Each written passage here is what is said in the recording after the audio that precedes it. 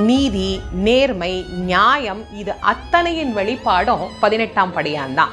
உண்மை எங்க இருக்கோ அவருக்கு பக்கத்திலேயே இருந்து வெற்றி பெற செய்யக்கூடிய தெய்வம் அப்படின்னா அது கருப்புக்கு நிகரான தெய்வம் வேற தெய்வமே இல்லை. இந்த கருப்பண்ண சுவாமி கிட்ட போகும்போது ஒண்ணு மட்டும் தெரிஞ்சுக்கணும், நம்ம பக்கம் உண்மை இருக்கணும், அவ்வளவுதான். உண்மை இல்லை அப்படின்னா கருப்பண்ணசாமி பக்கம் கூட திரும்பவே முடியாது.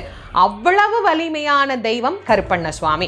எங்களை இவங்க ஏமாத்திட்டாங்க, அவங்க ஏமாத்திட்டாங்க, இவங்க எங்களுக்கு எதிராக குற்றம் செய்யறாங்க, கோர்ட்டு கேஸு வழக்கு, வாழ்க்கையில் ஒரு நிம்மதி இல்லாத பிரச்சனை, மாமனார் கொடுமை, மாமியார் கொடுமை, என்னை எல்லாரும் சேர்ந்து ஏமாத்திட்டாங்க, என் கம்பெனியை மோசடி பண்ணிட்டாங்க, இப்படி எல்லாம் முறையிடுறவங்க நேராக கருப்பண்ண சுவாமி கிட்ட போய் என் பக்கம் இந்த உண்மை இருக்கு நீ கேளு அப்படின்னு சொல்லிட்டு வந்துட்டா நிச்சயமாக அந்த 18ஆம் படியான் அவர்களுக்கு உண்டான பதிலை கொடுப்பார்.